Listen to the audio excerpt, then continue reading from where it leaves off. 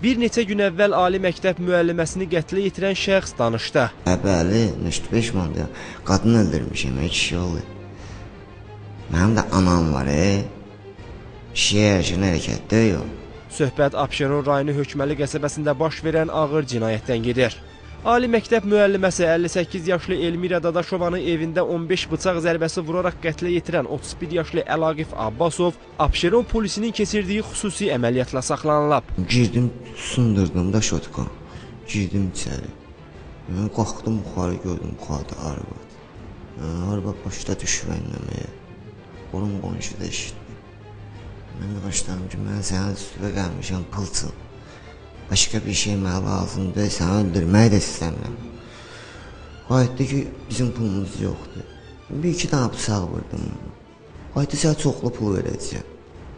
Dedim, mən verdim, mənə çox yox, mənə 500 manat ver, mən çıxım gedirəm. Bayırda da qapını dögürlər, qırırlar qapını. Tələsirəm ki, çıxım yedim. Gedib su vermə. Saldım öz kuxunalarına, əl üzünü yudum. Bir stəkan su verdim, içdi.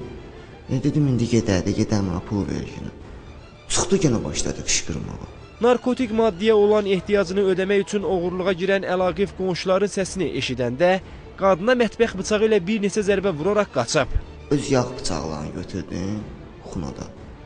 Bilmirəm daha sayını nə qədər vurmuşam.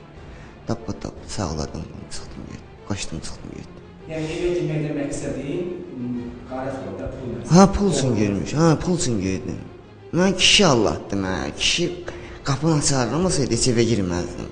Yəni bilmirdim evdə adam olduğunu. Bilmirdim evdə adam olduğunu, mən nə bilim, evin qapısı açardı, həyət qapısı açardı, mən nə bilim, dedim, daha boş evdə girirəm. Əlaqif Abbasov ağır cinayəti törədib qaçarkən evdən bir ədəd qolbağda götürüb.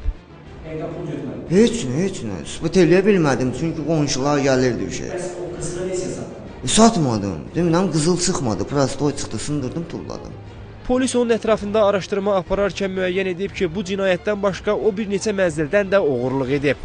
Fakta görə Abşeron prokurorluğunda cinayət işi başlanıb, araşdırmalar aparılır.